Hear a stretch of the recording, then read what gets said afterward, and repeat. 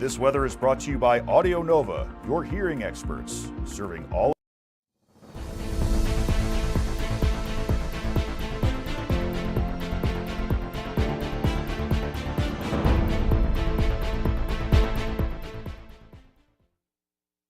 Thursday, April 2nd, 2026. It is the first full day of Passover. Tonight is Holy Thursday, or today is Holy Thursday. We will take your calls at 888-658-0234. To kick things off, meteorologist Mike Favetta has the forecast near you.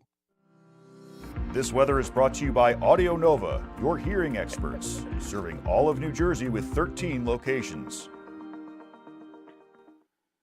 All right, so Mike, as we tossed you, we got word of an earthquake, not a huge one for their standards, but a little bit of a shaker. 4.6 to 4.9 is the range they're saying. It happened at 1:45 a.m. local time in the San Francisco Bay Area. No injuries, no damage, but this, because it was more toward the Santa Cruz Mountains. But I mean, that's all part of the Pacific Rim of fire, right? So they're used to getting that by the plate there. That's right. That's right. The slip slide fault. So we'll check on that. I've got some live earthquake graphics rather for you. We'll show you that coming up in just a bit. And if you watch the ONLACA channel, the weather loops with live earthquakes that show the latest earthquakes there. So if you can't wait another 5 or 10 minutes for us to give you the forecast there and the check on the earthquakes, you can head over to the website.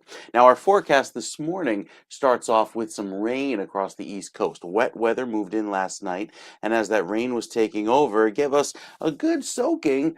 Ground is wet, but now for the rest of the day, I think we'll just see the clouds take over, and you will notice a much cooler feel. We're losing about 30 degrees just in the matter of a day. So the cold front doing its job, making it feel chilly, really just across New Jersey, primarily because of that wind off of the water, whereas places just down to the south and west turn milder because tomorrow we are back in the 70s, even in New Jersey, with those temperatures anywhere from 15 to 20 degrees above average. So it's the warm front kind of doing its dance. It moved south last night, providing the cold air, and that sticks around through this evening. And then tomorrow, the warm front moves back over, providing the warmer weather. Cloudy in the morning, but sunshine tomorrow afternoon, and that will really help us warm back into the 70s.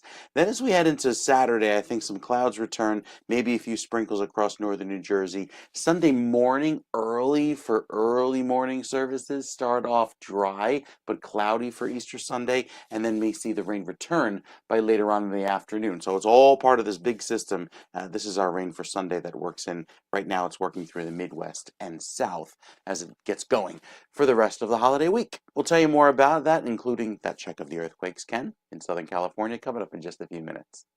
Usually they say that there are earthquakes in the Newark, New Jersey area every time I have a little taco or something for dinner, but that is entirely unrelated. But thank you, Mike. I appreciate it nonetheless. I'm sorry. I'm just a juvenile and I had to. We will check back a little bit, my friend. Again, it is 54 degrees. It says here in northern New Jersey, 46 in Trenton. It's amazing how 24 hours got 20-degree temperature shift. It is just amazing how much cooler it's gotten in that short amount of time. That's why we had so much rain overnight as well. In Southern California, it is 59 degrees in Los Angeles, 59 also in San Diego. Let's take a look at what we have in terms of traffic. We go to 1 and 9 in Elizabeth. There is a disabled vehicle, 1 and 9 northbound, north of Elizabeth Avenue, one left lane closed, not causing any major delays. It's a local road, really. We have a disabled truck now, I-80 eastbound west of exit 58, Madison Avenue in Patterson with the right lane closed. And on the New Jersey Turnpike Hudson County Extension, there is a crash reported west of interchange 14B by Liberty State Park in Jersey City. All lanes open. There's a vehicle on the right shoulder. Route 47, we have a utility pole down both directions south of 615, which is West Boulevard and Vineland. All lanes are open northbound, but one right lane and the right shoulder are closed on the southbound side. Your Hudson River crossings right now, Lincoln and Holland both reporting 25 to 30 minutes in. GWB upper and lower levels now we take a look, and they are wide open. This is a holiday. So we have, in fact, double holiday. You have, for Judaism, this is the first full day of Passover. And for Christianity, this is Holy Thursday. So as of last night at 5 p.m., I think about 2/3 of the United States has checked out. So I think it's going to be a relatively light day. Let's keep our fingers crossed. Go to the West Coast right now. There's a collision report in LA on Northtown Ave at Vinton Avenue. We have another collision now in West Valley at Nordhoff Street and Aqueduct Avenue. And we have, Mike had mentioned that there might be some weather situations out there. So we have, it says road and weather situations in a few locations. But we do have another traffic collision South LA at 1061 West 204th Street. Well, President Trump delivered an address to the nation last night on Iran. Trump said that he foresees an end to the war within maybe 2 or 3 weeks. Iran's nuclear ambitions and military destroyed, its ballistic missiles also destroyed, and its regime effectively changed. And we are going to finish the job, and we're going to finish it very fast. We're getting very close. I want to thank our allies in the Middle East, Israel, Saudi Arabia, Qatar, the UAE, Kuwait, and Bahrain. They've been great, and we will not let them get hurt or fail in any way, shape, or form. Iranian President Masoud Pezeshkian said that he is ready to end the war. He wants it done now, but he says he wants to get some concessions from the United States. Those concessions would include basically a guarantee that we wouldn't invade anymore. But we're saying, don't worry about it, dude. We're not going to invade you anymore as long as you don't make any nuclear bombs. As good as that, all right? Even Stephen. Its ballistic missiles are all gone, as we mentioned, so they don't really have a means to defend themselves. Trump said that he told Iran if they do not take the deal he is offering them now, he will, quote, decimate them, preventing them from ever recovering economically again. As for reopening the Hormuz Strait, that wasn't part of our mission, and we don't rely on the waterway for our own oil. So Trump told all the nations that need oil from the strait, you can come and reopen it on your own. Earlier this week, U.S. airstrikes using bunker buster bombs destroyed massive stores of Iranian missiles, along with the factories where they were built. As we mentioned at the top of this broadcast, a preliminary magnitude 4.9 earthquake rattled the Bay Area shortly before 1:45 local time this morning, shaking awake sleeping residents and surprising people with alerts to their phone. According to the USGS, the earthquake was centered near Boulder Creek, which is near Santa Cruz by the mountains. There were no immediate reports of injuries or damage, although the shaking was widely felt throughout the region.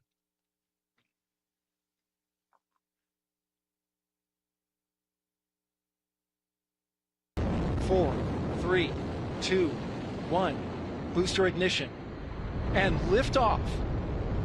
The crew of Artemis II now bound for the moon. Humanity's next great voyage begins.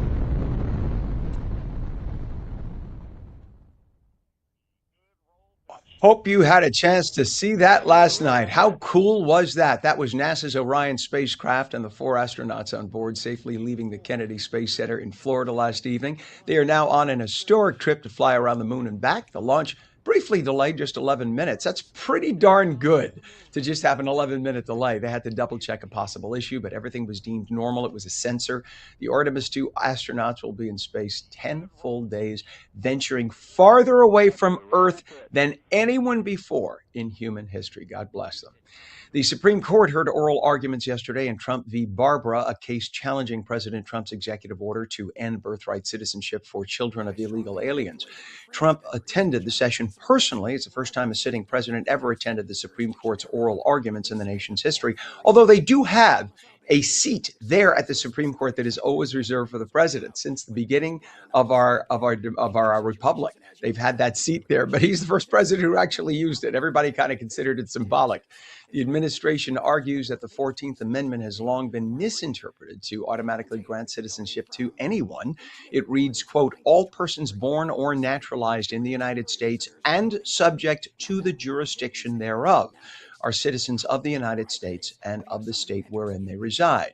Now, for the Trump administration, their emphasis is saying you have to take note of the line that says, and subject to the jurisdiction thereof, which means if you come from another country and you are subject to their jurisdiction, then you can't simultaneously be subject to the jurisdiction in the United States. So that's the argument they're making. This will not be decided until sometime in June or July. A federal judge Tuesday ordered a stop to the construction on the $400 million White House ballroom project until Congress can give its approval. But President Trump said he doesn't need the approval of Congress because Congress only makes the approval for that in order to finance it, and he has private financing for this. Other presidents in the past have made their decisions to renovate the White House. It's been done about a dozen times throughout history. So President Trump says he's not stopping. He says that the order, by the way, from activist Judge Richard Leon marks the first setback that Trump has even had to deal with since beginning the construction on the 90,000 square foot building. Trump said that he will appeal the decision. Reading from the ruling, though, the president pointed to passages where it stated that the president is allowed to ensure the safety and security of the building and the grounds. And since the ballroom is actually sitting on top of the nuclear escape bunker, they need to recover that ASAP.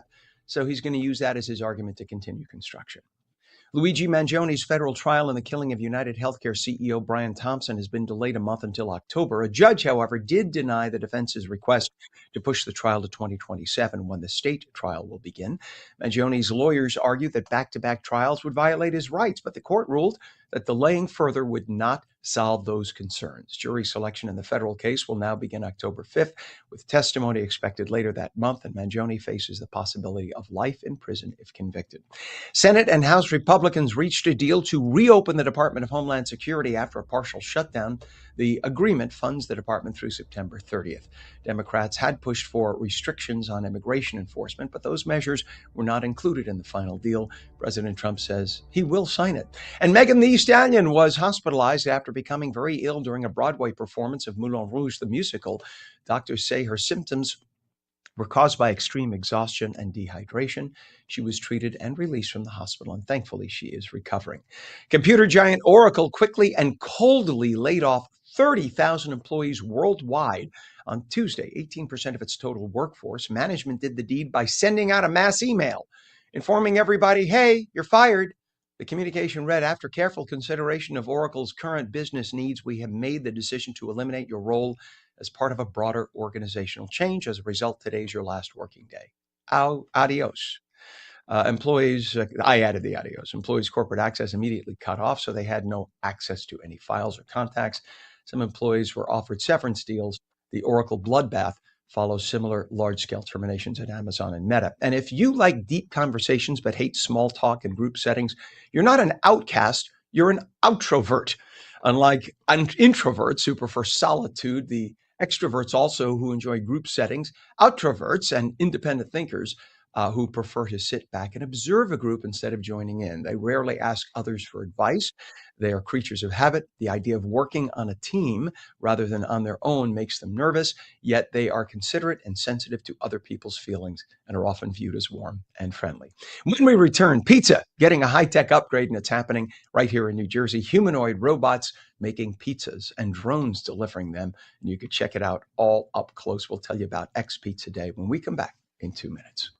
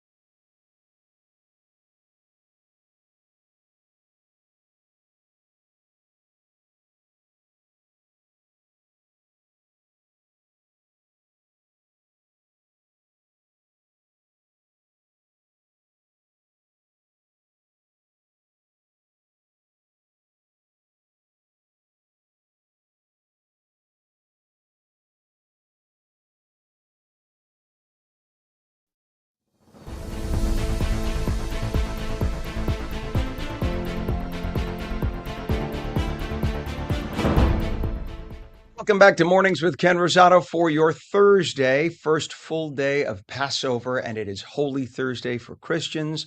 Live in New Jersey and New York now, we welcome Los Angeles, San Diego, and our new channel on FLA in South Florida. At 15 minutes past the hour, we'll take your calls at 888-658-0234. Meteorologist Mike Favetta has the forecast near you. This weather is brought to you by Audio Nova, your hearing experts, serving all of New Jersey with 13 locations. So, Mike, I'm looking here. It is 20 degrees colder right now than it was 24 hours ago, and it rained where I am all night long. A lot of rain.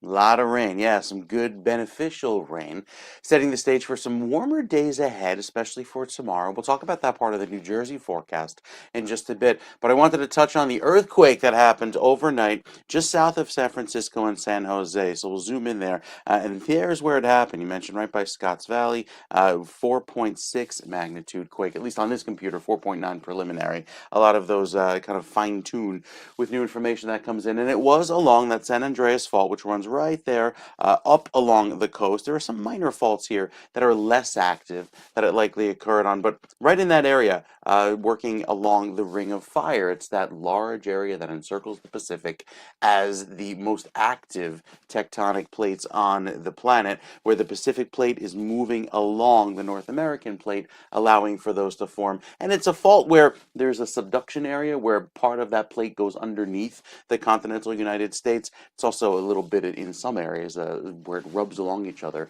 known as a strike-slip fault. So a little bit of a morning geology lesson for you on this Thursday. Starting off the afternoon across the Northeast with a little bit of wet weather, cloudy, cooler weather today, but much milder weather tomorrow. And then we have our next shot of rain on Easter Sunday, which clears out by Monday.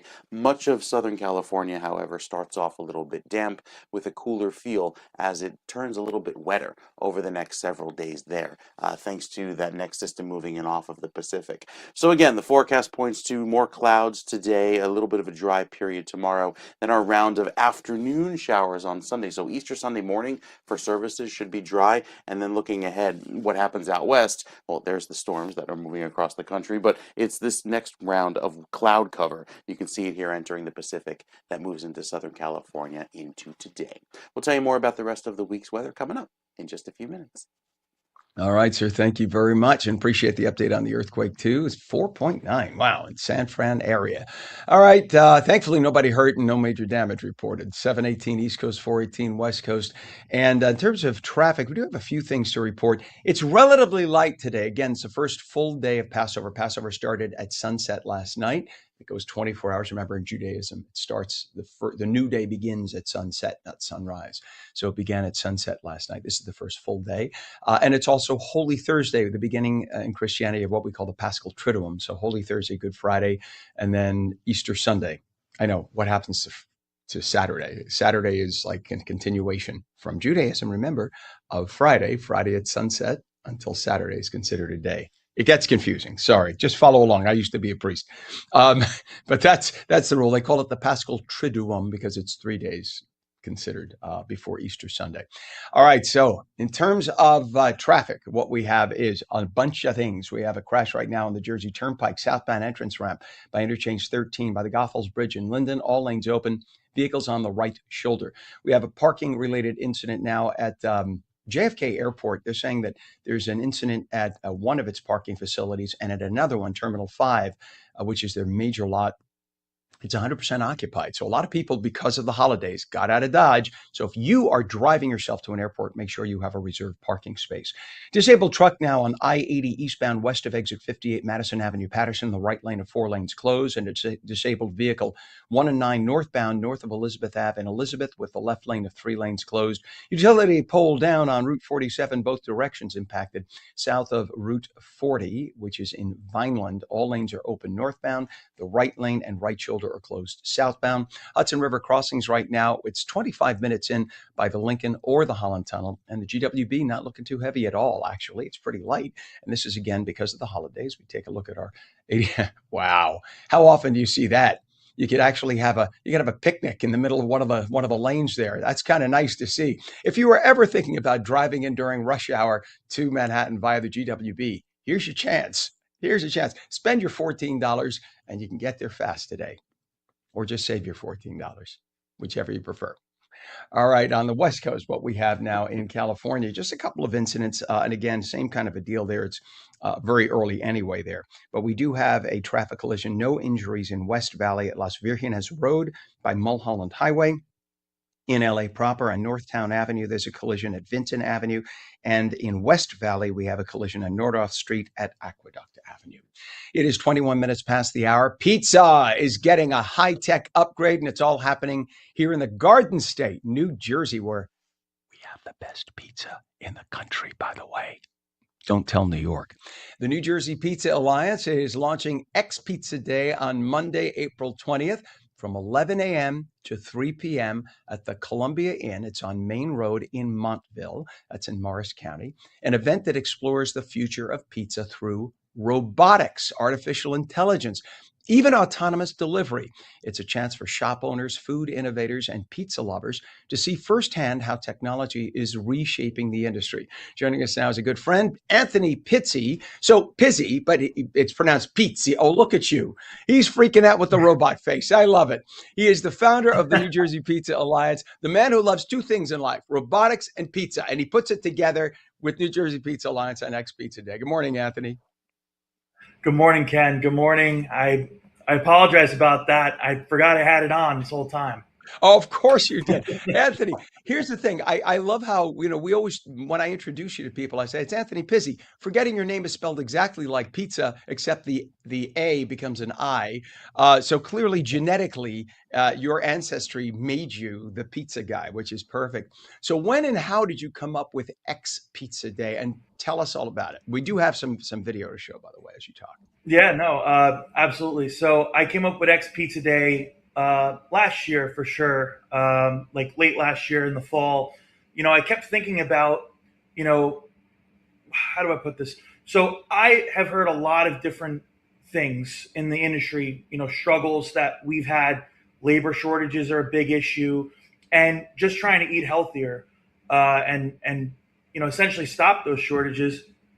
So I came up with the idea for X Pizza Day. I think what's important in this industry is abundance, right?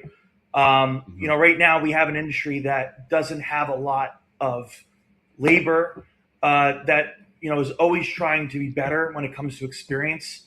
And that's where robotics, we're really at the beginning of this era, Ken, for robotics. We're right there. So, it really came to fruition. And, now we're doing this event. We have these amazing partners who are involved. X Robotics is bringing their pizza cube. We have Toast with their Toast IQ product so that shop owners can basically have a better view of their entire business model. And then we have RoboStore bringing the PizzaBot G1. And we have DEXA bringing autonomous drones, not to mention the biggest sponsor of all, Tesla, who is actually going to be bringing cars so that you can actually drive in them fully autonomous. So they use a software called FSD version 14, which is supervised. So in previous versions of the software, you'd have to hold the steering wheel basically to have it drive on its own. Now you don't even have to do that. So we're going to show people for the first time what autonomous would look like. What was that? You have to, I didn't mean to step on you. You still have to be attentive and sit in the driver's seat, but you're basically a passenger. Just keep your hands on your lap. In the event you see something happening, you're there to grab. But yeah, so it's the next step.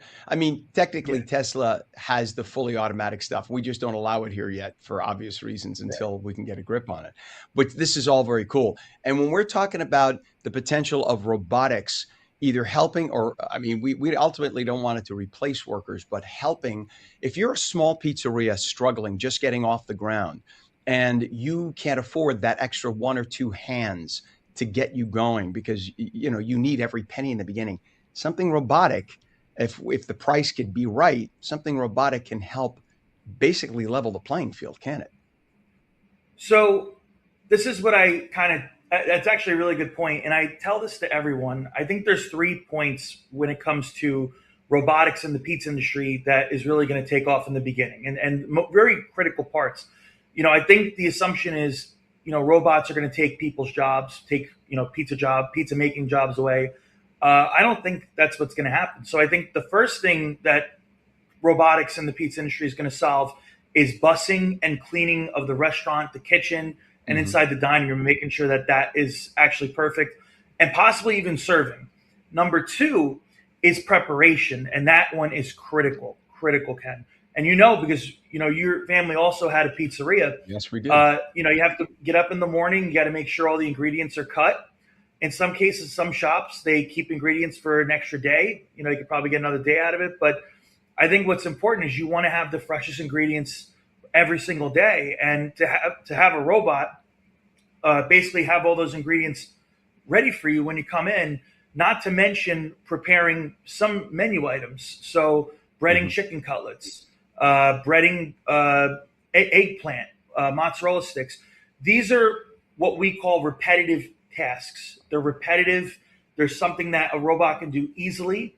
And I think that is the focus of the event is these are two things that robots can really do well. But the biggest one is number three. And number three is autonomous delivery. And that, I believe, is going to begin at the end, at this time next year.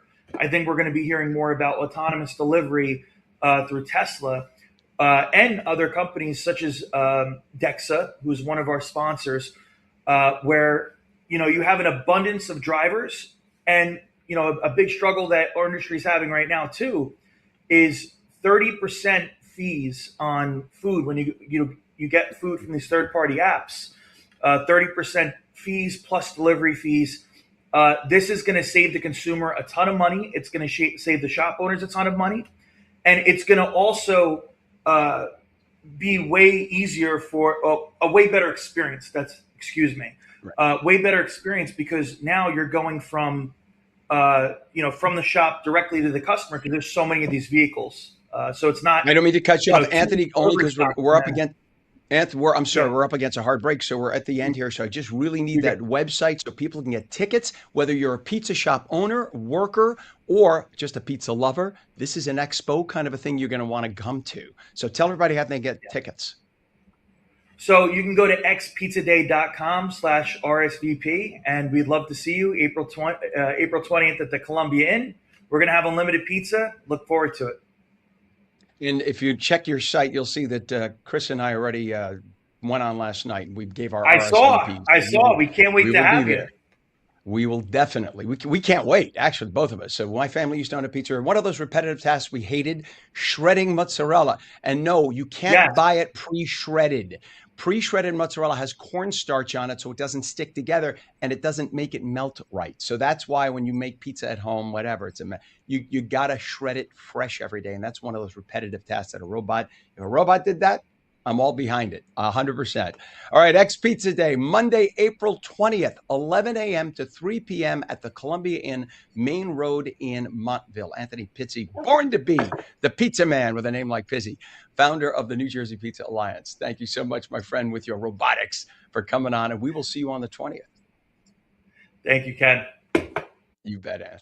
28 minutes after the hour. When we come back, affordable housing continues to be one of the most pressing challenges facing communities across New Jersey. We'll talk about it in 2 minutes.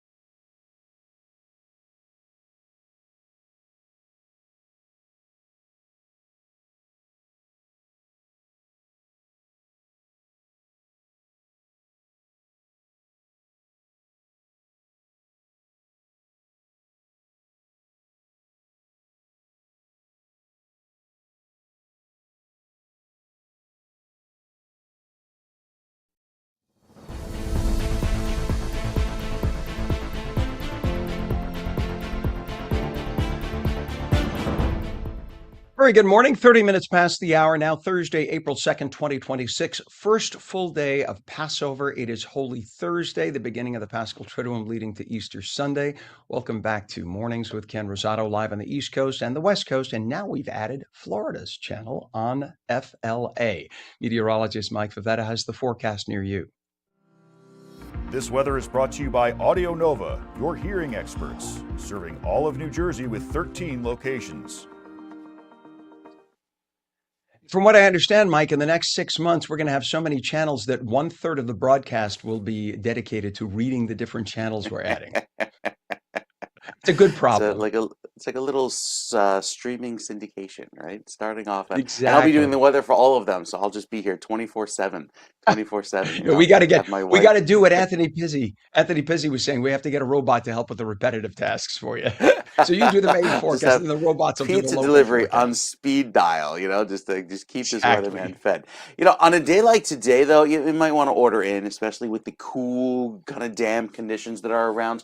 We start off across New Jersey with clouds and a very cool breeze, and with that, more of the rain sets up for tomorrow, later tonight into tomorrow, as a lot of this unstable air works its way across. You can even see last night had some downpours come through New Jersey, got a good soaking just in time for this morning. Well, that helps to rinse a lot of the pollens from the atmosphere. So if you notice your allergies have been pretty bad the last few days, it's because the moderate level of tree pollen that's around was floating around in the air, but now that starts to give way to a better feeling. I think it'll be back tomorrow. But even out west, that Pacific moisture coming off of the Pacific, allowing for some wet weather, damp conditions, a little bit of a marine layer shaping up there until the front passes by, which takes its time, probably not until later on this evening for that front to pass on by in Southern California. That will eventually dry you out into tomorrow. But then there's this next low that creeps on in across the border, allowing for some of those clouds to linger even through Easter Sunday. So cooler conditions there, and that's good considering how hot it's been out west, and then starting off your day on Monday back to the marine layer. So even still, the last few days showing a little bit of cloud cover, especially with those next rounds of wet weather that move in. And this is the big story, these storms across the middle of the country. You can see them lined up right there from Texas all the way through the Midwest. That's our rain that comes into New Jersey into this weekend. We'll give you more details and time out that, Ken, coming up in our next weather update. All right. Thank you so much, Mike. And just a reminder to the folks on the West Coast on LACA that we do have in the San Francisco area, just south of San Francisco, that 4.9 earthquake. It rattled people in the middle of the night, about 1:45 a.m. Again, I'm just looking at the latest reports. Good news is no injuries reported, no damage reported. I guess if that happened here, a 4.9, that would scare the living tar out of people. We've had, low threes, and that was enough to scare people here. But 4.9, thankfully, their construction is different there, and but nonetheless, something to keep an eye on. All right, And Mike, think thank you so much. every degree on that scale, every single number, go from a 3 to a 4. Right. It's 10 times more powerful. It's logarithmic. So not just a little jump, but a big jolt. Right. A 3.2 to a 3.3 is actually way more significant than it sounds. It sounds like Sure. no, it's actually a lot more in terms of, right, because the scale is more exponential than anything. But much appreciated. Again, thankfully, prayers for everybody. It looks like there was no serious damage and no injuries, but we'll keep an eye on it. Mike, thank you, sir. Appreciate it. 48 degrees right now, northern New Jersey, 46 in Trenton. So it's like 20 plus degrees colder right now than it was yesterday at this time. Los Angeles, the temperature 65 degrees, 66 in San Diego. In terms of traffic, we have a few things to report. Crash on 295 southbound north of exit 40, Route 38 in Mount Laurel Township. You could see it there from the upper left down to the middle of the screen as people, a little bit of fog too to report there, just making their way through. It's moving. It's only going about 20 to 30, but at least it's moving. We have a crash down the Turnpike southbound entrance ramp at interchange 13 by the Goethals Bridge in Linden. All lanes open, vehicle off to the right shoulder. On I-80, disabled truck eastbound west of exit 58 Madison Ave in Patterson with the right lane closed. And on 1 and 9, a disabled vehicle northbound north of Elizabeth Avenue in Elizabeth. The left lane is closed. Finally, on Route 47, utility pulled down both directions south of West Boulevard in Vineland. All lanes are open northbound, but the right lane and right shoulder are closed southbound. The Hudson River crossings now 20 minutes at the Lincoln and the Holland, only 10 minutes at the GWB upper and lower levels. You can see pretty good flow making your way in on this holiday, first full day of Passover and Holy Thursday. In terms, quickly, I'm sorry, I forgot our friends in California. We have a report of a fire now, and this is on the I-10, on the 10 at 20th Street in West LA, at collision West Valley at Las Virgenes Road and Mulholland Highway, and a collision reported in LA proper on Northtown Avenue at Vinton Avenue. It is 36 minutes past the hour. Affordable housing continues to be one of the most pressing challenges facing communities across New Jersey. In Elizabeth and throughout Union County, local leaders are working on long-term solutions to help more families find decent places to live. The Housing Authority of the City of Elizabeth has just unveiled a new 5-year roadmap to expand affordable housing and improve quality of life for its residents. William Jones is the executive director of the Housing Authority of the City of Elizabeth. Thank you for coming on this morning. Good morning, William. Oh, good morning, Ken.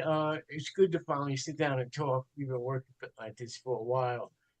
In Elizabeth, we got a very progressive housing authority. We work very closely with City Hall. The mayor has always been cooperative. We've been doing public housing and affordable housing since 1940. Had a big Hope 6 conversion program in the year 2000. Put in 3 new senior buildings in the city, 2013, 2021, and we're working on another one. But what we decided is not to sit back and rest on our laurels. We wanted to increase the focus. There's a lot going on. And as you said, affordable housing is a buzzword now, and there's a reason for it, because many people are beset by trying to find suitable housing. We do our best. So we came up with a 5-year strategic plan, and we hired a consultant out of Chicago, Bonner Group, and we worked about 12 to 13 months to come up with this plan. And we think, we've got a good blueprint going forward. As I said, not to rest on our laurels. We got to, look at going forward. The problem is statewide, in this state is very difficult. We've met in Elizabeth our affordable housing goals. There's a mandate for every municipality. But we got to continue to build housing. We get requests all the time from seniors and from residents and from homeless people, for people who are burned out of their homes who need assistance. I think if I could just jump in really fast, sir, Sure. I think a lot of people, when they think affordable housing, immediately they think poverty. That's not the case. Affordable housing is affordable housing. There are young couples who need affordable housing. They don't have $300,000 to put down on a house. They don't have 100,000. They do have money for rent, but they don't have 300,000. And I think that's part of the problem is it's been ingrained in people's heads. Am I right, sir? Listen, affordable housing means your kids can afford a place to live when they come up, right? So this is and when you retire and you're on a fixed income and you don't have, 150,000 a year to put down on housing, this way you could live in a place till you pass that you could afford. So it's a great point. Affordable housing is an issue across the board. Like if you're making $50,000 a year and you don't want to pay no more than 30% of your income for rent, which is the standard, you got a problem there, because that's $1,500 a month, and you're not going to get a suitable place $1,500 a month in Elizabeth or Union County. Your point is great. $300,000 to buy a home, typically on a standard mortgage, you got to come up with $60,000, 20% down to buy that, and that's not probably the home that a progressive couple wants to get. So it's across the board. So we work on the low end. I understand there's a lot going on in the middle end. There's a lot of new buildings, that are market rate rentals, but they're still difficult to rent for a lot of people. And William, if I could jump in again, I love the way you've done this, because you have a lot of communities who've put off doing affordable housing until it's too late, until they're getting threatened by the state or the federal government.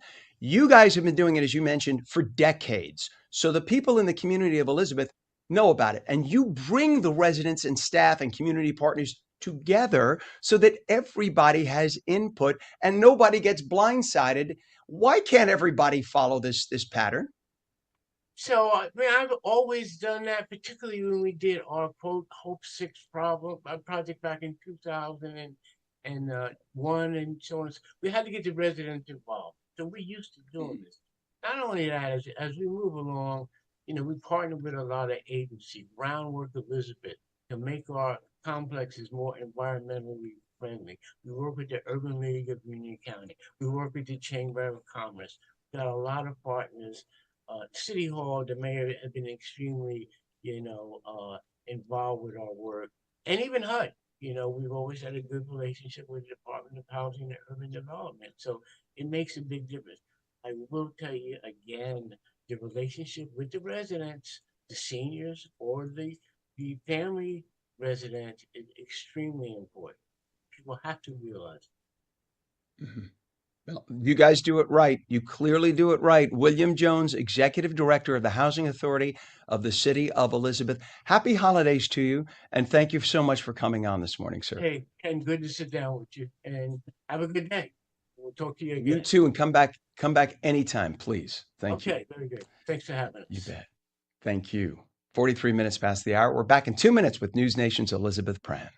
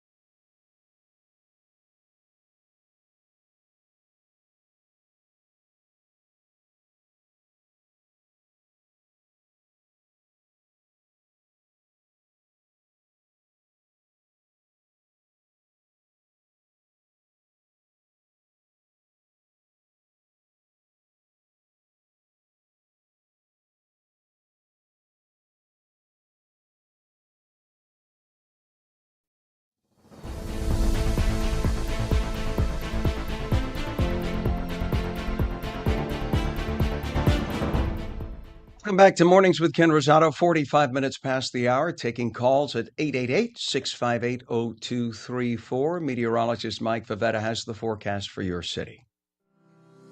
This weather is brought to you by Audio Nova, your hearing experts, serving all of New Jersey with 13 locations. So I have a friend who's watching us actually streaming on our newest channel for the state of Florida on FLA.com. So my friend Andrew's down there and he just said, "What you do out here?" And it's funny because we talk about it like you couldn't see us at ONNJ.com in the state of Florida or ONFLA.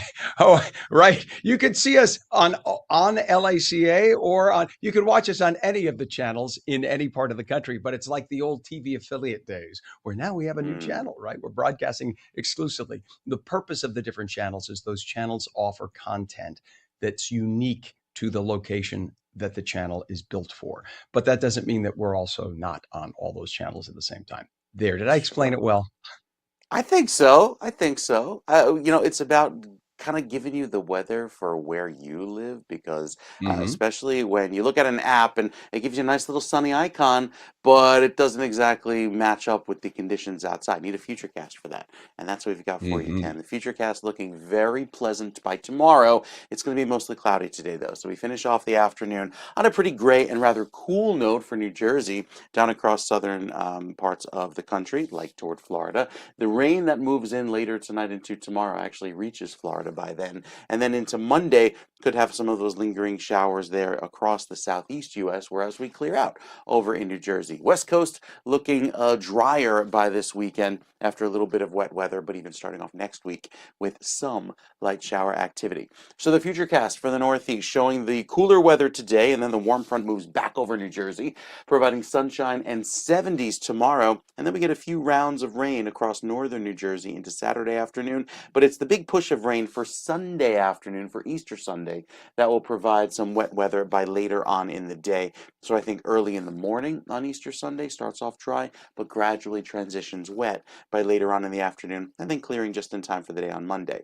The first half of the month of April shaping up very warm for all parts east of the Mississippi, even out west, warmer than average weather as well, even across Southern California. So beautiful weather there, and then a little bit of a drier feel heading into the middle of the month with slightly drier conditions setting up for the middle of April, Ken. All right. Thank you so much. Your 20-degree difference in the Northeast from Yeah. yesterday to today. Amazing. I heard the rain. I kept waking up to hearing rain against my window last night, all overnight. So there you have it. It's a good. That's why I look so bright-eyed and bushy-tailed this morning. All right. Thank you, Mike. We'll check back in a little bit, sir, and we appreciate you as always. It is 48 degrees in northern New Jersey, 46 in Trenton. On the West Coast right now, we have 65 degrees Los Angeles. It is 62 degrees now. That's dropped a little bit in San Diego. In terms of traffic, we have a crash on 295 southbound north of exit 40, Route 38, Mount Laurel Township. The right lane and right shoulder are closed. Over to the New Jersey Turnpike, we have a crash now southbound by the entrance ramp of Interchange 13 by the Goethals Bridge in Linden. Doesn't really show much here. It's kind of hard to tell from this camera shot, but just behind where it says Call Ken, those vehicles are heading into where that crash is.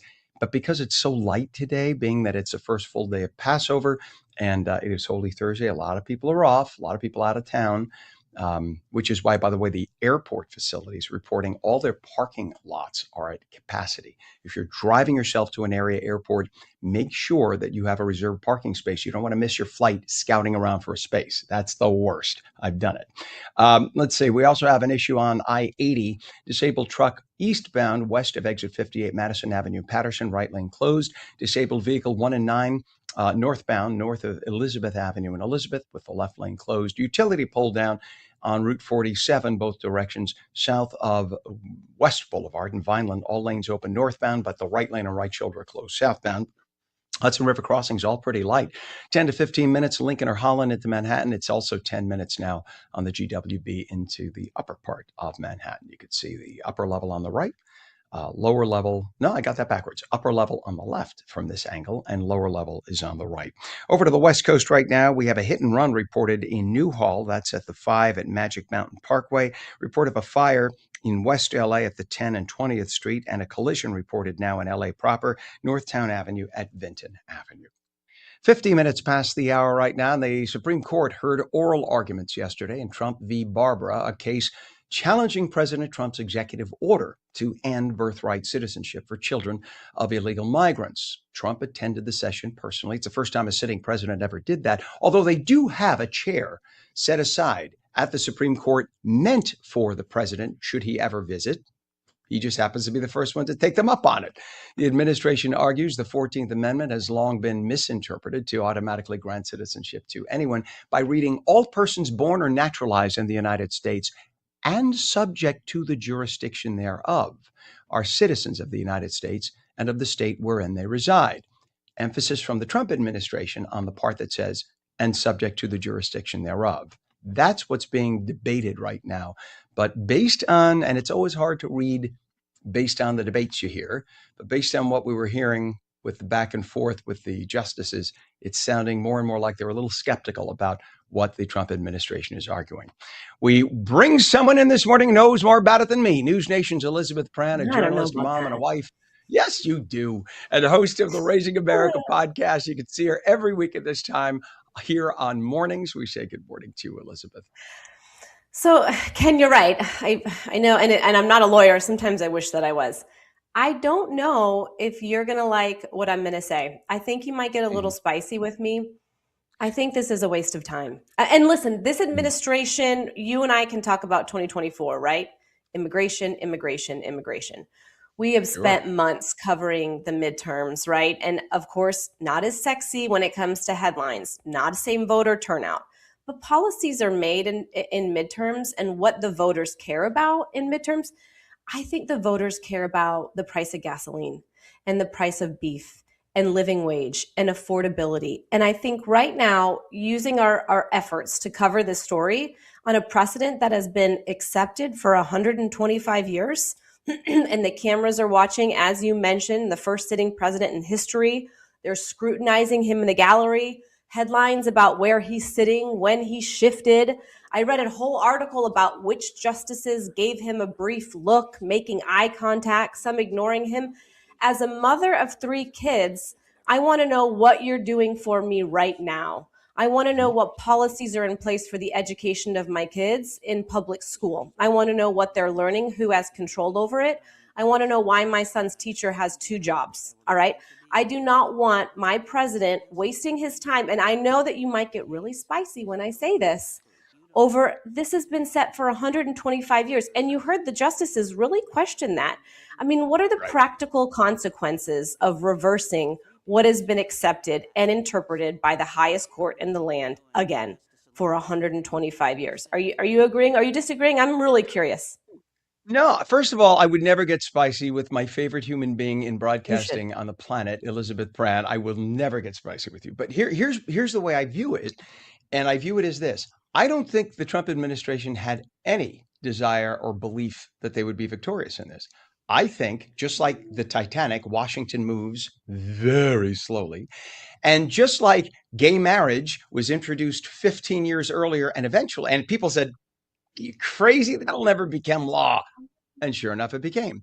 I think the way you get things done is you introduce them 10, 15, 20 years earlier, and you get people talking about it, and it becomes an issue the next election and the next election until finally something happens.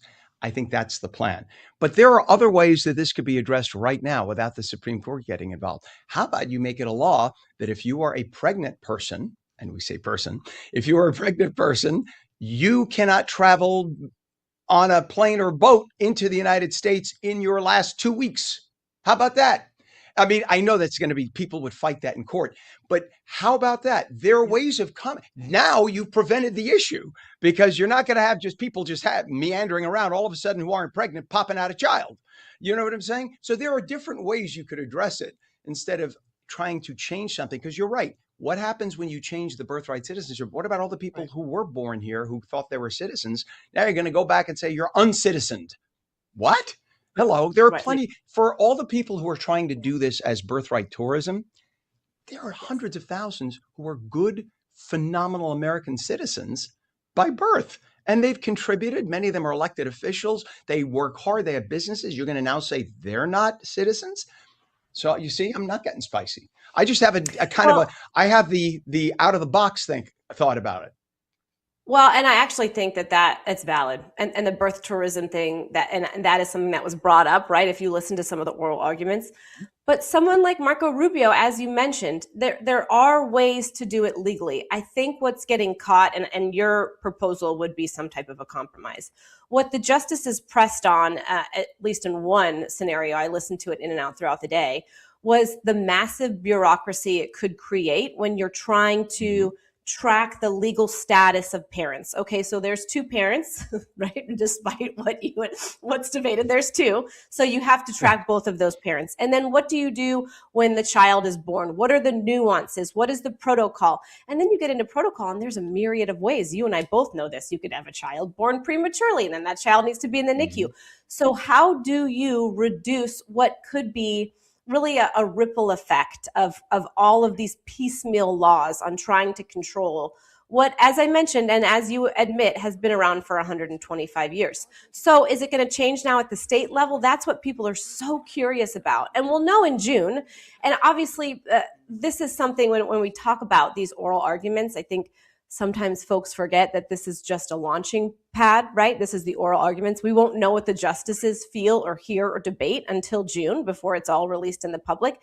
And there could be not an overarching, a reversal of the 14th Amendment. They could piecemeal it, right? And we see that a lot, which is why that's when you and I call lawyers and say, wait, can you come on the show? Because now I'm confused. So we could see that in June. It's just that the oral arguments certainly were the justices pushing the administration on exactly how this would be done. It's the burden on them to prove that subject to the jurisdiction thereof means something different than what they've interpreted for a century.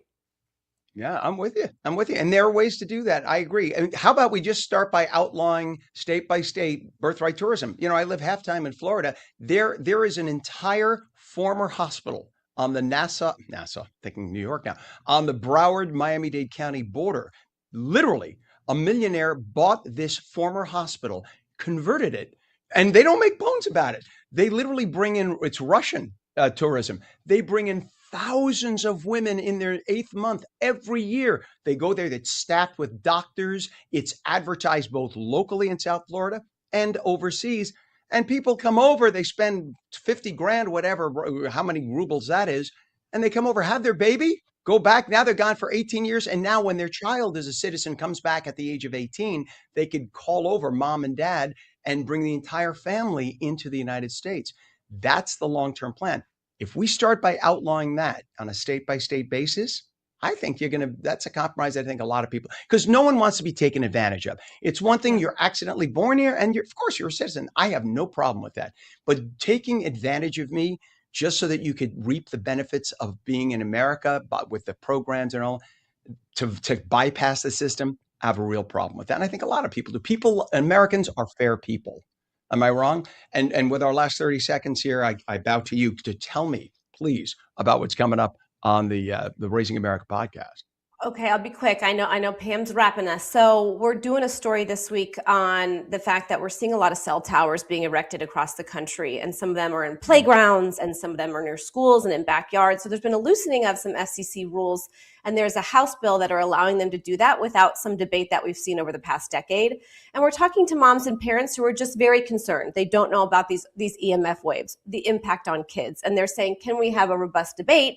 So it's a little bit of an eminent domain here. We might get a little spicy, you and I. Maybe we'll talk about it next week, but the episode will launch at 12 today. And of course, midterms. We're all midterms, Ken. I'm with you. And one thing that a lot of people don't even realize, because I actually studied broadcast engineering, and Pam is going to really hate me on this one as I keep going. Do you know that 5G service is not like 4G service? You don't even notice the 5G antennas. The ones you see with those cones and stuff, those are the 4G antennas. Those are being phased out already. 5G antennas are almost every other block on the top of a telephone pole. It looks like a transformer. You don't even know. So it's like literally we are surrounded by EMF. So that's something else. I'll send you some links. So aside from birthright, now I know way too much about macro and micro cells. So you and I can just geek out at another time, Ken, just you and I. 100%. I used to own FM radio licenses that I engineered myself. I'm a nut. So, all right, we will talk about it. Have a happy Easter, my friend. It was so nice to have you on as always. You bet. And we'll see you again next week. Enjoy your time. Elizabeth Brand is the best. Just saying, my own personal feeling. All right. We're going to be back in 2 minutes. And for those of you watching on LICA on the West Coast, stay tuned because I'll have all the information about the earthquake that happened up by San Francisco. For the rest of you watching on New Jersey, we're back in 2.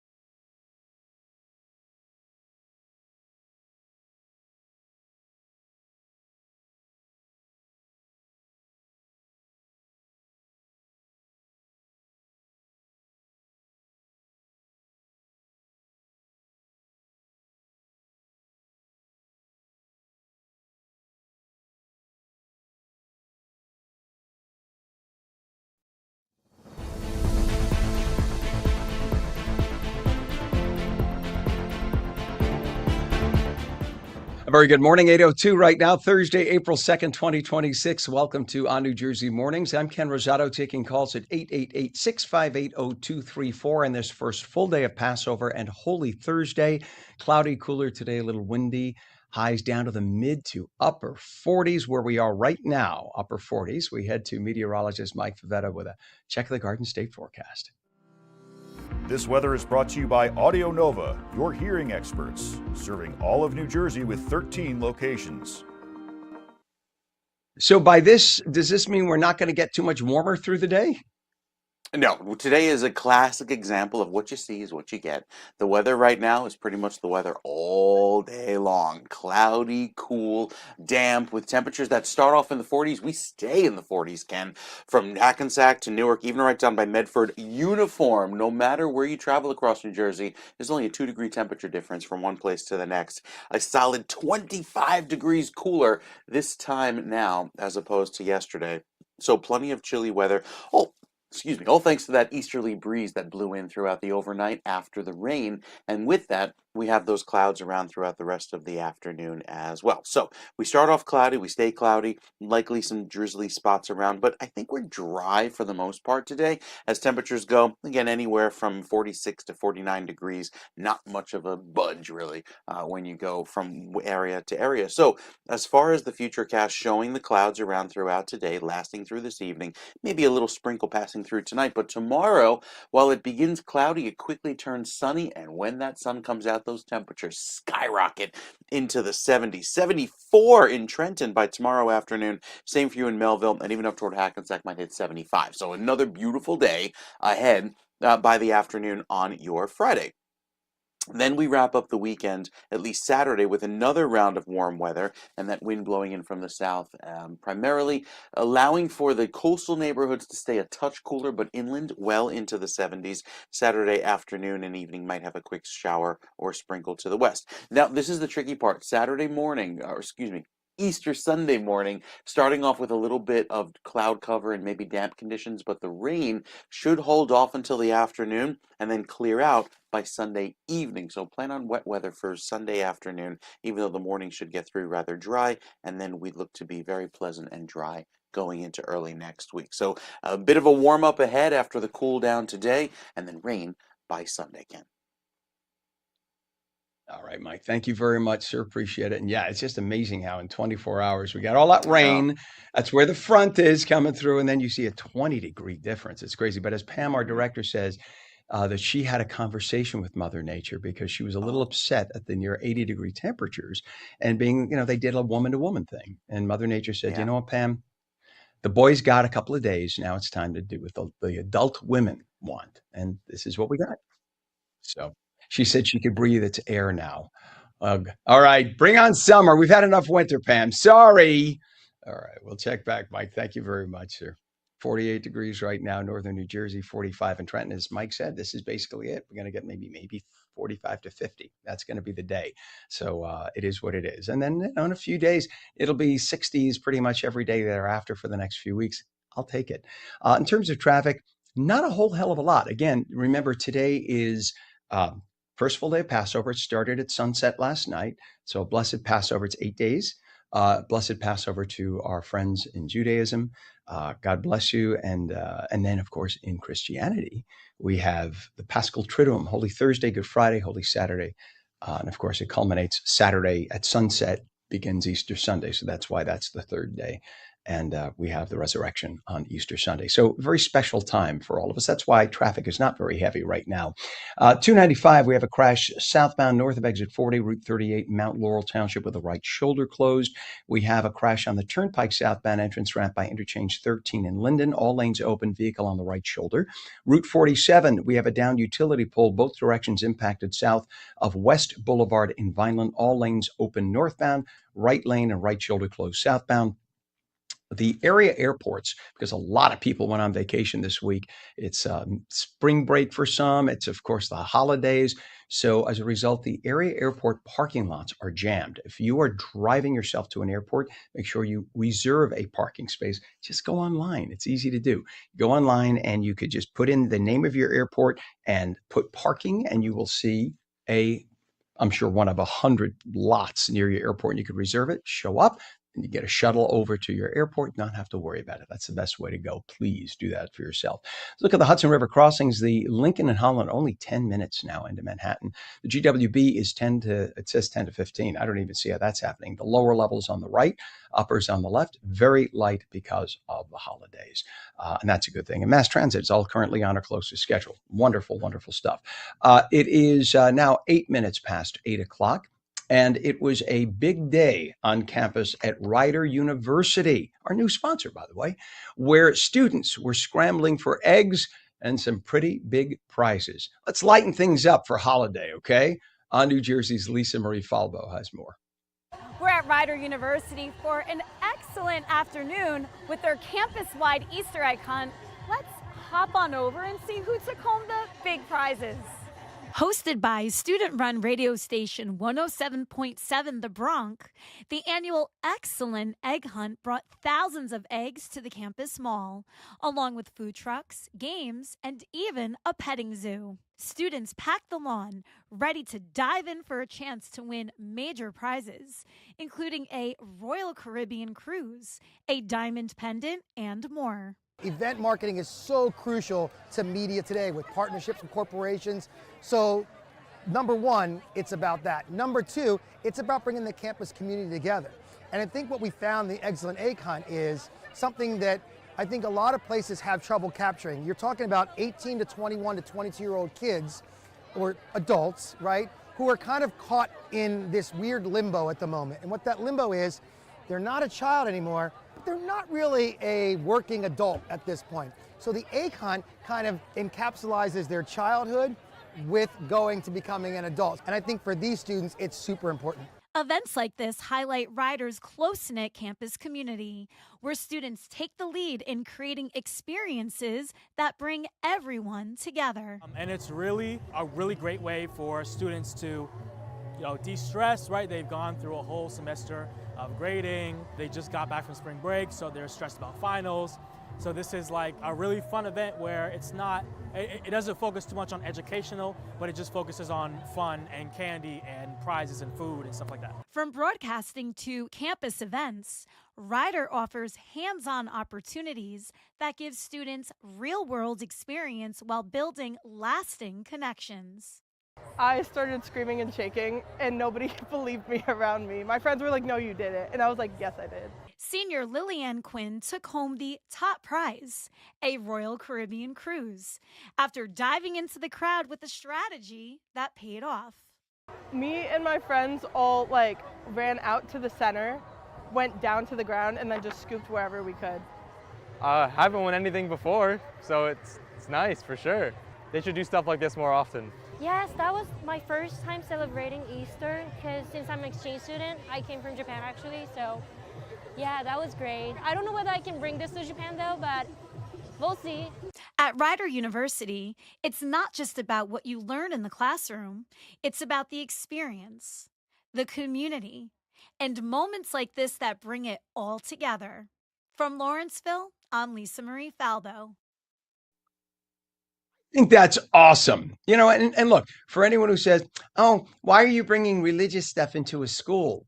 Well, Easter eggs are really not religious. I mean, yeah, we associate it with the holiday of Easter, but Easter eggs that's sort of a mishmash of different traditions and whatnot, and it just happened to fall around springtime. It's a fertility tradition, and that's where the Easter egg came from. And so we mix it together and make it Easter. But Easter is, of course, about the resurrection of Christ, et cetera. So I just want to make sure there's a reason for the season, if you will. But Easter eggs are a fun way to bring people together and get them talking. I want to give a shout out to that young lady from Japan who speaks English better than like half the people I know, maybe 2/3 of the people I know. And she's from Japan, born and raised in Japan, flawless English. That takes a lot of hard work to learn English with no accent. Wow. Amazing. Very impressive. But that tells you the quality of student at Rider University, our newest sponsor for the morning show. You see them right there. Thank you, Rider. We love you. Well, we are going to come back in just 2 minutes, and we have a lot to talk about, including we're going to be talking about a report of nearly $500 million gone missing of COVID relief money that was supposed to go to Newark schools to help some 18,000 students get tutors, and fewer than 2,000 got that. We'll talk about that. Where'd that money go? It's your tax money. When we come back, you're watching On New Jersey Mornings. Back in 2 minutes.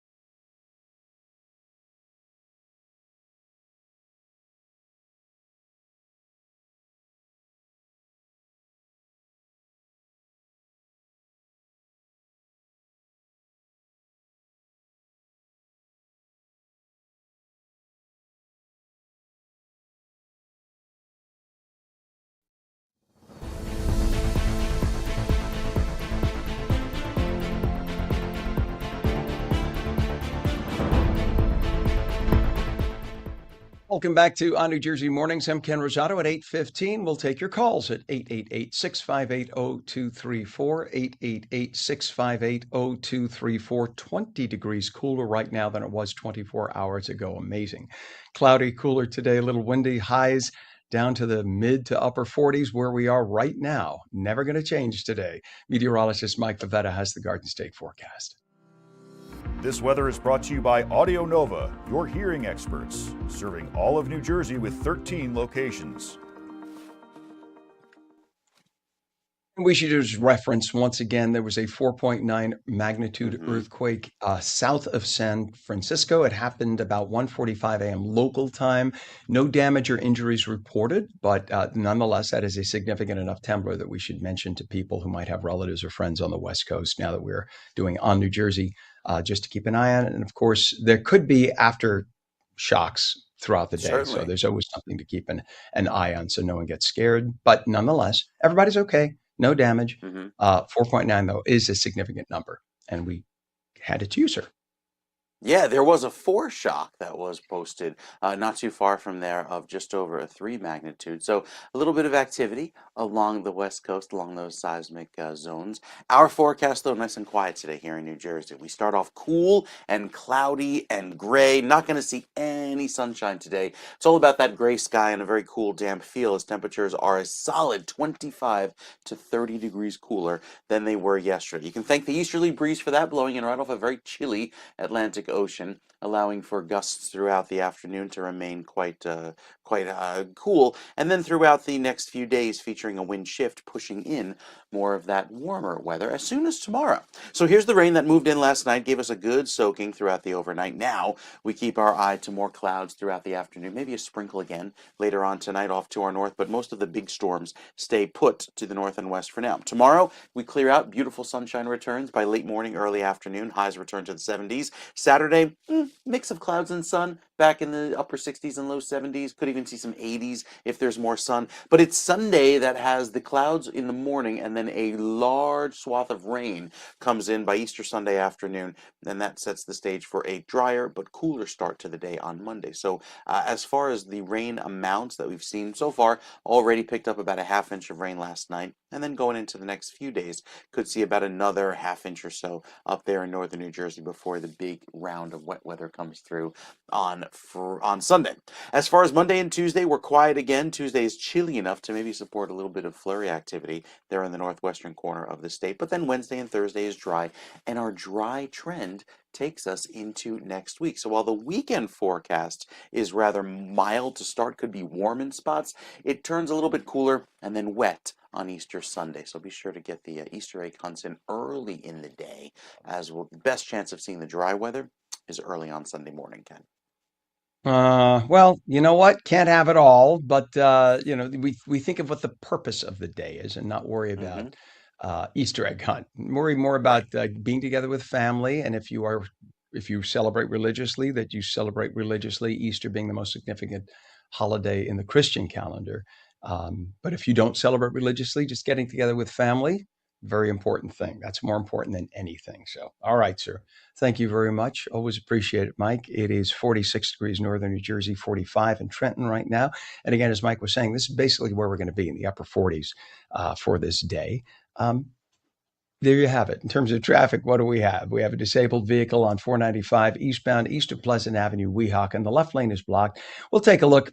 Earlier, Pam was saying, pardon me, that there was just a tiny bit of traffic there. Not a big deal, because it is the first full day of Passover and Holy Thursday. A lot of people are off this week. We have a building fire, Route 63, both directions impacted north of Fairview Avenue and Fairview. All lanes are currently closed. We'll keep an eye on that. That's new. That just popped up. Utility pole down on Route 47, both directions, south of West Boulevard in Vineland. All lanes open northbound, right lane, right shoulder closed southbound. Hudson River crossings right now. Lincoln, as we mentioned, because of the 495 issue, that might be a bit of a slowdown. They're still telling us 15 minutes into Manhattan. The Holland Tunnel is reporting 10 minutes, very light. And the GWB, very, very light. Look at that. That's only 10 minutes in. Upper level is on the left. Lower level is on the right. It's 8:20 right now, and close to $300 million in COVID relief funds set to Newark School District to address learning loss allegedly unaccounted for. Assemblywoman Dawn Fantasia says a chunk of that money was supposed to help some 16,000 students with tutoring, but fewer than 2,000 got any help. So where'd all the money go? In one instance, a so-called literacy consultant was given $1.4 million, and a full year later basically was a no-show with no work ever started. Lawmakers say the consultant was a friend of one of the deputy superintendents of the district. On top of all of this, New Jersey taxes, I should say, statewide, went up, with more money slated to go to the Newark School District. At the same time, the district is actually losing students. Over 800 students have left the school district. So why do we have to give the school district more money? And at the sacrifice of districts in other areas around the state who are having to do things like cancel football, cancel baseball, because more of their money is funneling Newark, and Newark has fewer students. You may recall some years ago when Meta Chair Mark Zuckerberg donated $100 million in cash to the Newark School District.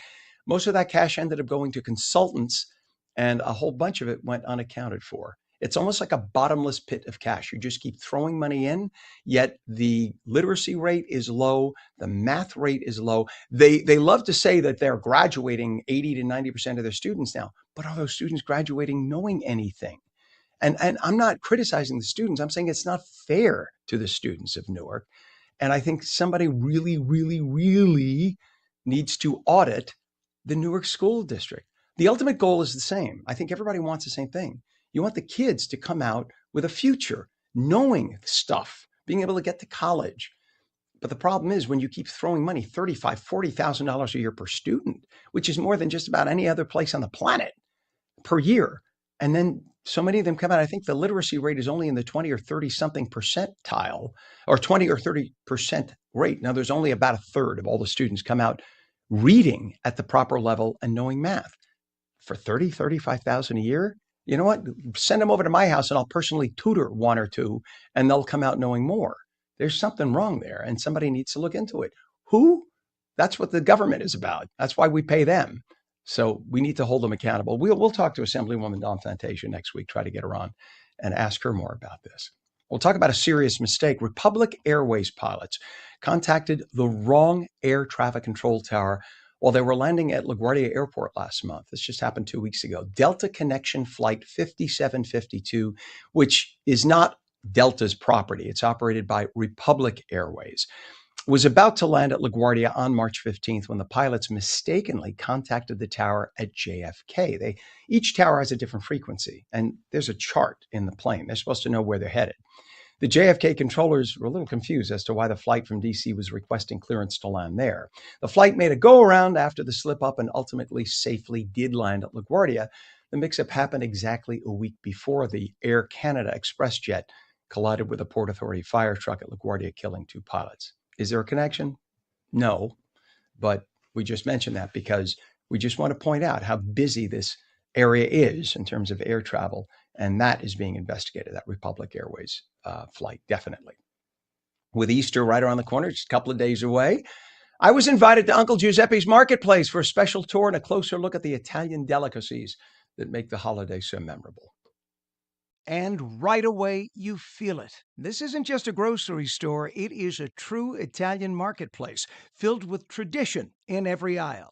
One of the highlights was meeting Franklin, their resident cheese expert, who clearly loves what he does. He actually travels to Italy himself to hand-select cheeses, bringing those authentic flavors straight back here to New Jersey. And back here at home, they produce and sell more than 1 million pounds of fresh mozzarella every year.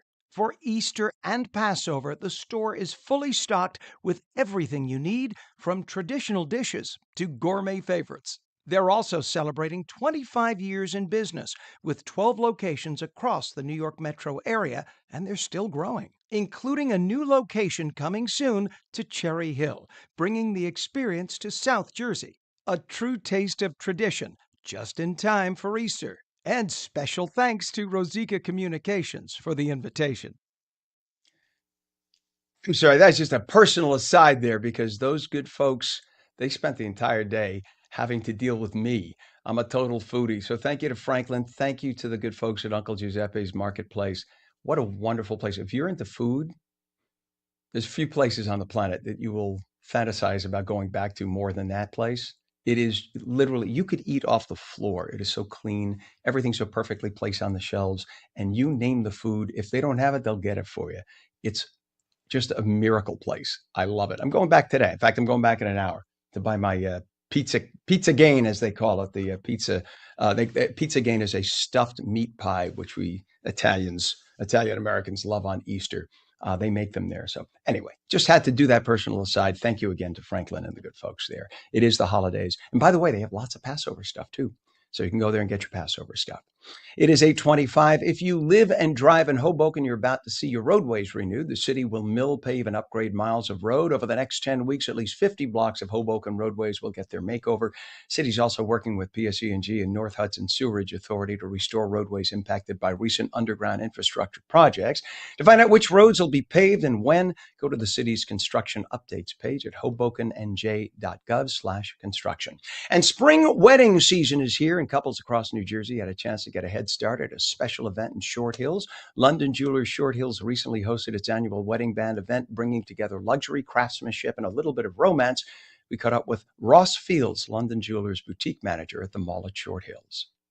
We take pride in integrity, service, and just downright honesty. We have clients from many generations ago. The fact that we're celebrating 100 years now is really close to the heart. And I'm really proud. We're very proud of that.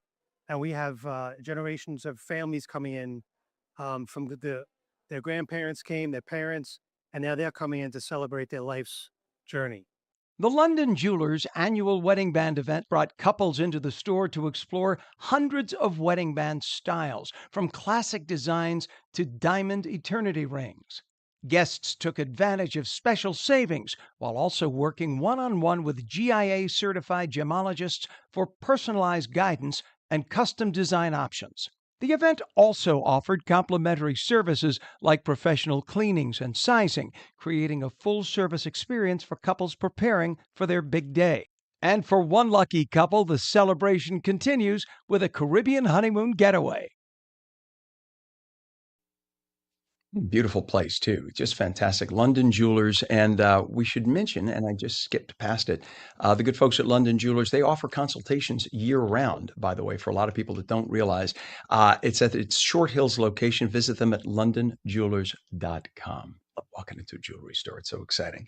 All right, when we come back, we want to make sure that you know that we will have lots more in terms of meteorologist Mike Favetta and how the weather forecast will impact your holiday weekend. You're watching on New Jersey Mornings. We're back in 2.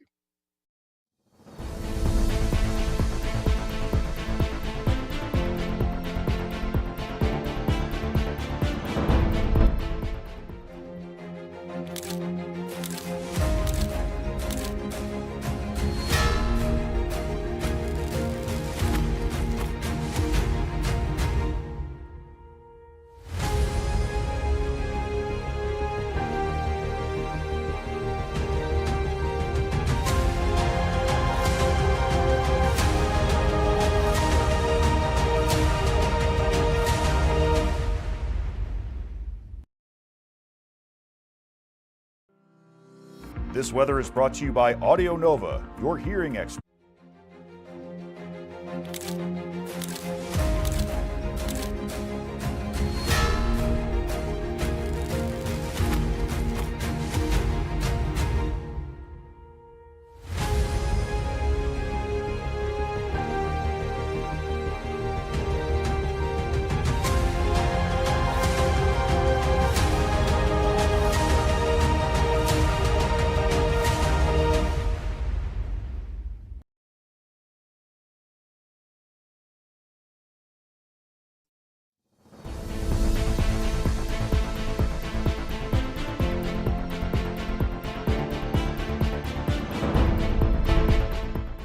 Good morning, Thursday, April 2nd, 2026. It is 46 degrees northern New Jersey, 45 degrees in Trenton at 8:30. I'm Ken Rosato. Welcome back to On New Jersey Mornings. First full day of Passover. It is Holy Thursday. Cloudy, cooler, a little windy today. Highs down to the mid to upper 40s. Meteorologist Mike Favetta has the detailed Garden State forecast. This weather is brought to you by Audio Nova, your hearing experts, serving all of New Jersey with 13 locations. Mike, I would be remiss if I didn't let you talk about your friend who runs the mozzarella department in the Morris Plains, Uncle Giuseppe's. By the way, I think I gained 14 pounds walking into the place. It's hard. It's hard not to. It's like if Costco and Disney had a baby. That's what I describe Uncle Giuseppe's, right? And Costco and Disney had a nice Italian baby, named it Giuseppe, and there you go. It's got so many great places. It's hard to walk through the aisles and not go, oh, that looks nice. Oh, I should try that. Oh, that looks nice too, because it really is a fun experience. And they do have tastings, by the way. They have samples out. They have samples out. They have special, Orecchio that makes provolone cheese. It's the biggest provolone producer in Italy. Of course, I'm going to food out here for a sec. They make a special provolone just for Uncle Giuseppe's, because Uncle Giuseppe's has like a dozen locations and more coming right now. The couple more about to be built. And so they make one just for Uncle Giuseppe's. And our friend Franklin, whom we talked to yesterday, flies back and forth to Italy like 3 times a year. And they literally have a batch that the provolone is a 200-pound tree trunk that they get. Must cost, I don't even want to know what it costs, but I hugged it. Because I wanted to take it with me, but they had to pry my cold, dead hands off of it as I left. I'm sorry. Italians are a little obsessed with food, aren't we? Just a little. So if you stop by the Morris Plains location, say hi to Rosario. He'll be there stretching the mozzarella. Known that man for decades. But yes, our forecast looking beautiful by tomorrow. Today, it's a day to go shopping, a day to spend the day indoors with all the clouds you see here, especially with the sunrise reflecting off those cloud tops. A very gray scene across New Jersey today, even down the shore where a breeze off of the water will keep it feeling chilly, even inland. Unlike yesterday where we had low 70s and even some mid 70s pop up inland. now.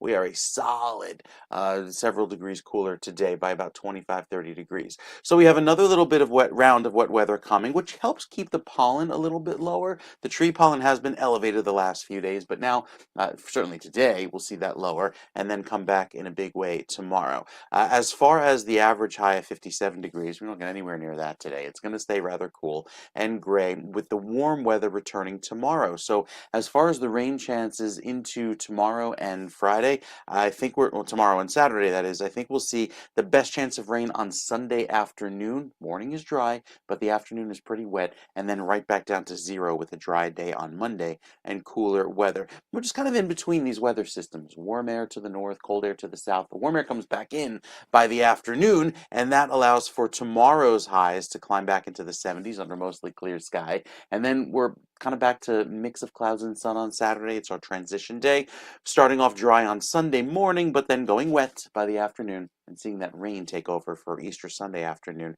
and then dry and beautiful on Monday. The 7-day forecast has plenty of mild weather ahead. Dry weather, have to wait till next week. As far as the rain chances, they're pretty high for the next few days, specifically on Sunday. And then Monday, Tuesday, and Wednesday, a solid stretch of dry, pleasant conditions. That's actually quite average to take over into the first few days of the next week in April. Looking very pleasant, Ken, into next week. All right, sir. Thank you very much. Appreciate that. And deal with little rain showers, but it'll bring us nice flowers for May. That's where we got to look at it. 46 degrees northern New Jersey, 45 degrees in Trenton. In terms of traffic right now, it's very light. We only have there is a building fire reported impacting Route 63 both directions, north of Fairview Avenue and Fairview. All lanes are closed through there.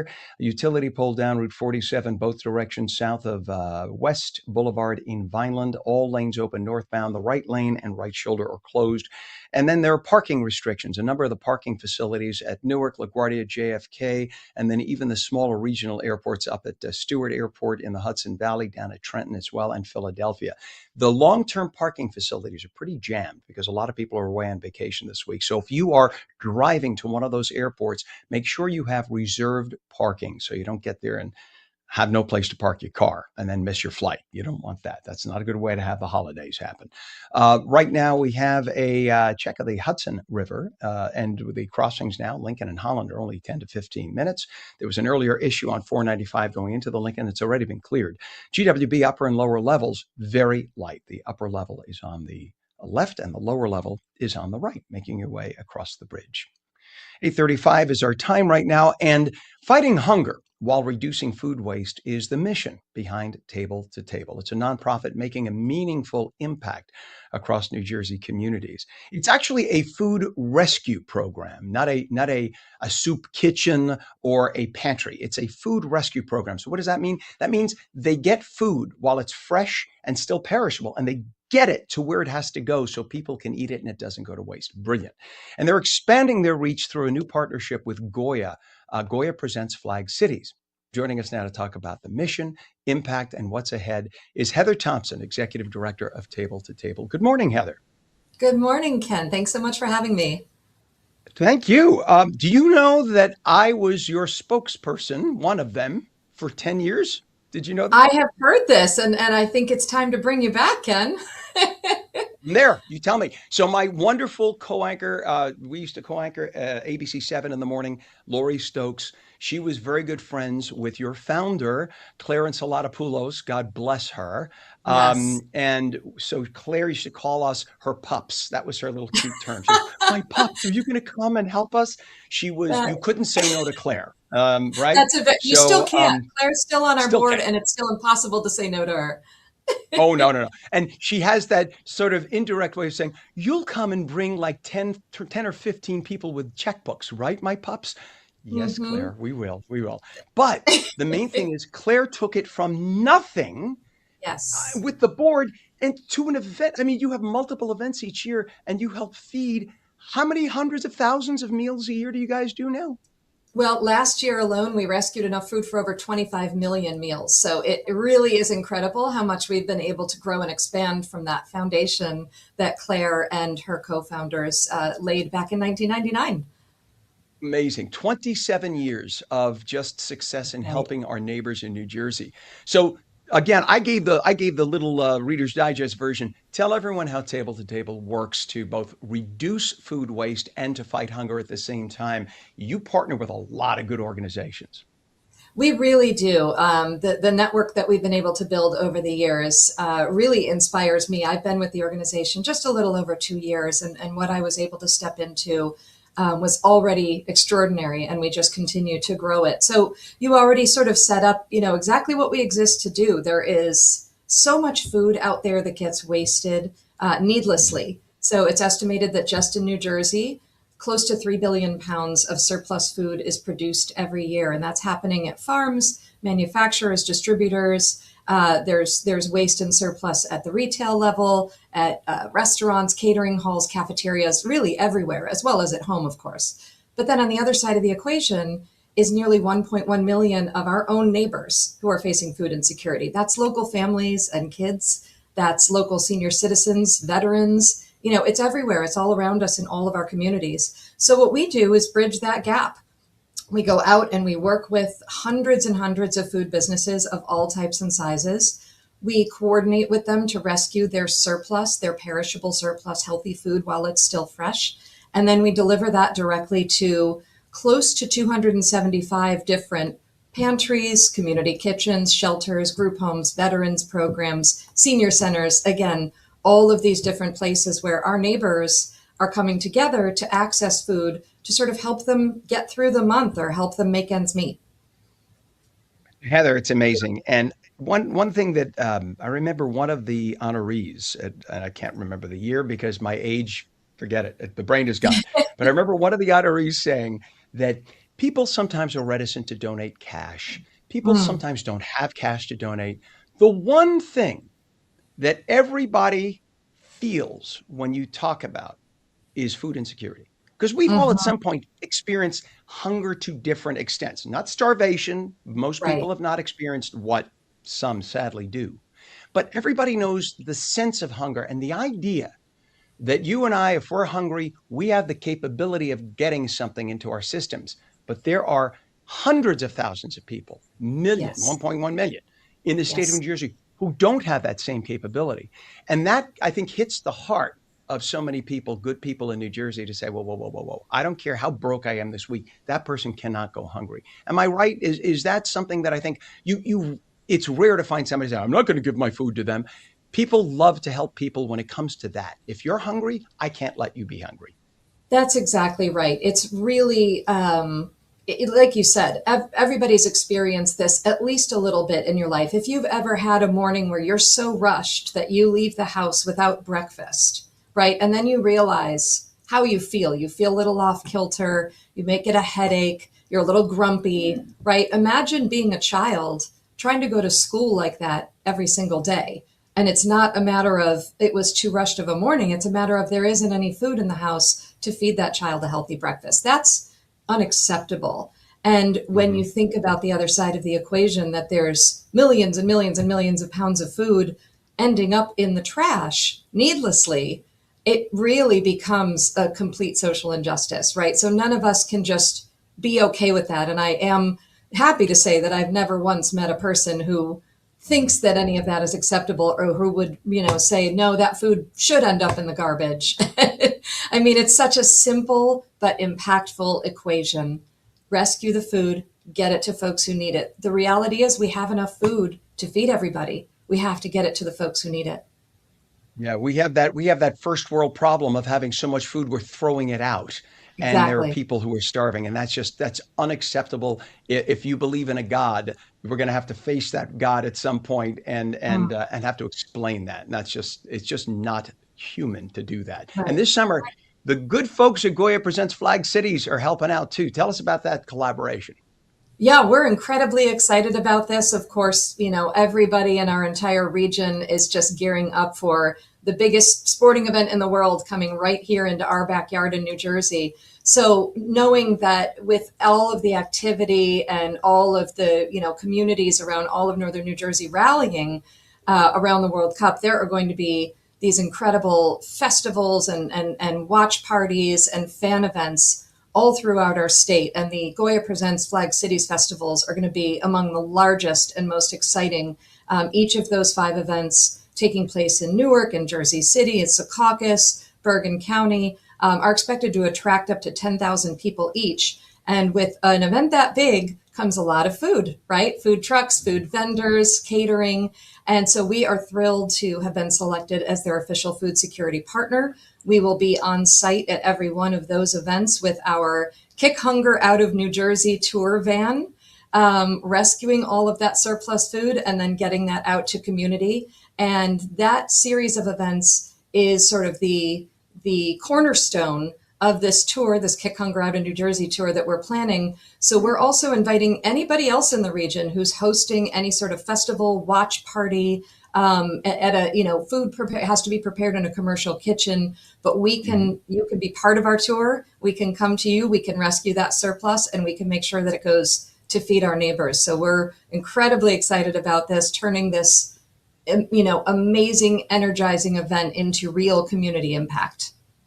Heather, what's the website so people can donate, or if you're a restaurant, a supermarket, a deli, and you want to get that food so that it doesn't go to waste, what's the website? We are at www.tabletotable.org, and you can find information on that Kick Hunger Out of New Jersey tour at tabletotable.org/tour. And you, as Ken said, you can donate food. If you're coordinating an event, please reach out to us and we'll pick up that surplus. You can donate, contribute to keeping our trucks and our volunteers and our van on the road, and you can volunteer with us. So there's a lot of ways to get involved directly and really move the needle on reducing food waste and relieving hunger right here in New Jersey. Great people. Heather Thompson, Executive Director of an organization near and dear to my heart, Table to Table, making sure good, fresh, uneaten food does not go to waste, but rather so those who need it most, that's where it should go. Thank you for coming on this morning, Heather. We'll have you back. And yes, I will be in touch about helping out however I can. Excellent. Thank you so much, Ken. We'll see you soon. You bet, Heather. Thank you. It is now 51 degrees at 8:44. We're coming back in 2 minutes to talk about history coming to life on stage at the Paper Mill Playhouse. Be right back.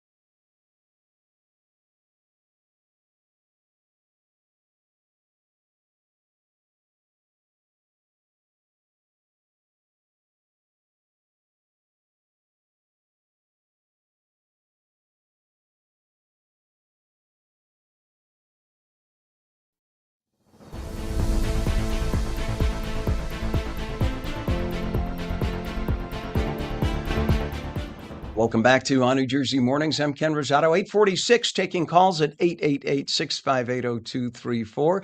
Meteorologist Mike Favetta has the forecast near you. This weather is brought to you by Audio Nova, your hearing experts, serving all of New Jersey with 13 locations. All right, Mike, maybe there was a moment of sun peeking out on the thermotemperature sensors because I Uh-oh. saw this. It said the temperature rose to 51, but it didn't. It's 45 in northern New Jersey. So just to correct things. A squirrel kind of, laid its body against it while eating a nut, and then Exactly. moved on by. You heard the rain last night up in northern New Jersey. Well, that computes to 150% of average rainfall for the last 30 days. So really got a good soaking up there in Morristown, Flemington, also quite high amounts, as opposed to just the last month alone, still in a deficit across southern New Jersey. But where the rain fell yesterday really helped, because now, as of this morning, none of New Jersey is even in a severe drought, just moderately or abnormally dry there across the northwestern corner of the state. And you can kind of tell by looking at the grass how green everything is. The flowers are starting to bloom. So yeah, we're looking good in the rain department. Always nice to start the season, which is typically very dry this time of year because there's no leaves on the trees. So the solar radiation gets right down to the ground and then to turn the dry brush very dry. This is also a lot of the time of year where we typically see the brush fires along the NJ Transit tracks there in the Meadowlands because of the steel on steel grinding and creating the sparks. Not this time. I think this year we'll have a very quiet fire season, especially with all the wet weather around. And even going into the next few weeks, even though it's slightly drier than usual, look at all this warmth that's headed in our direction for the end of the month, with warm weather ahead. And even the last week or so picked up more than an inch of rain in Atlantic City and close to 1.75 inches there over in Millville. So very mild weather on the way. Next month also looking quite dry. And wait a minute. High 7-day forecast did not show up. 1 second, please. I don't know what happened here. Oh, I know. I moved them because I wanted to use them for a different graphic. And I forgot to replace them. It's okay. We'll fix. There we go. 7-day forecast looking nice and dry into next week. Just have to get through the next few days of rain as we head into Monday, Tuesday, and Wednesday. See, Ken, we have a new sponsor that starts today. And so I have to rearrange the weather graphics in order to make new weather segments. And, well, I kind of copy pasted or deleted, user error. Rinse, wash, repeat. I was going to say it's the weather gremlins that you have in your definitely studio, me. but my friend, have a wonderful, because we're taking a little too. break tomorrow and Monday, so have a wonderful Easter. Always great to work with you, my friend. God bless. Happy Easter, Ken. Happy Easter. Thank you. It is 8:50 right now. Just a quick check of traffic. The Hudson River crossings are really all we have to talk about right now. The Lincoln Tunnel is a 10 to 15 minute crossover time. Holland is only 5 to 10. And the GWB upper and lower levels, we take a look right now into Manhattan. On the right side is the lower level, upper level on the left, and it's only 10 to 15 minutes in. The first full day of Passover and Holy Thursday. We wish you all a blessed holiday. It is 8:50 now, and a major moment in American history comes to life on stage as the Paper Mill Playhouse presents the Tony Award-winning musical 1776. The production not only tells the story behind the Declaration of Independence, but also shines a light on the powerful voices often left out of that narrative, including the voice of Abigail Adams. The show is on now, runs right through May 2nd, and joining us is a true star of Broadway. She played Cosette in Les Mis, among other huge star roles. Elena Shadow, who takes on the iconic role of Abigail Adams. Good morning, Elena. Great to have you on. I'm honored to have you here. Hi, Ken. Thank you so much for having me. I'm happy to be here. Thank you. And I know for Good morning. somebody who performs on stage, this is like 2:00 in the morning for anybody else. Correct. So I really appreciate the fact that you came on. I haven't So warmed up the this, voice yet. Sorry. yeah, really. And you could hear what's left of mine. This is the end of our show, so this is what's left of it. Tell us why you took on the role of Abigail Adams. This sounds like a fascinating character. And how do you take somebody that influential in history and create in your mind the character? Well, first of all, I took the role because I love the show. I've never been in it, and I think it's important as an actor to continue to tackle those roles that you haven't played yet. And as you said, you mentioned I played Cosette. I mean, I played Cosette 20 years ago. That is sort of an ingenue role, and as you grow up as an actor, you grow into certain roles. So I've never really been at the age where I was ready to play this yet, and now I am. And so it's a wonderful challenge, and it's wildly exciting. And the motif that she sings throughout the show is is considered one of the most beautiful, iconic motifs in all of musical theater. So it's a real honor to be able to sing it. And I hope you come see it because it is quite beautiful.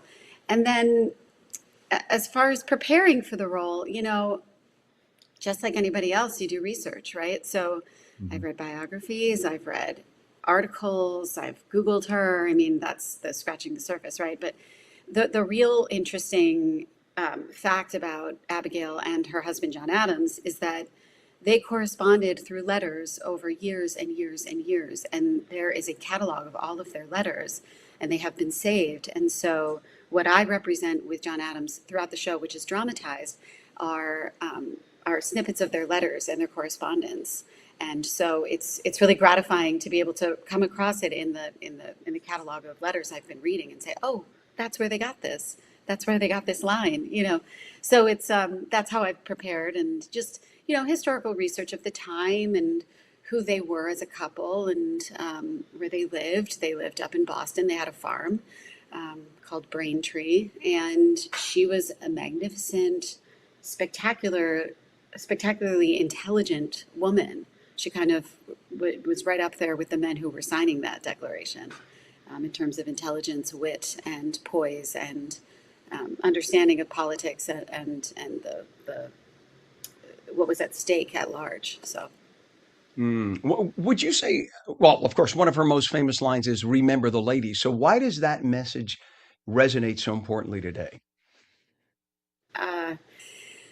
We are in a really tough political climate, as we all know, and I think the idea of equality is taken for granted. At a time when Abigail said, "Remember the ladies," she wasn't even talking about women's suffrage because that wasn't even a thought of possibility in her mind.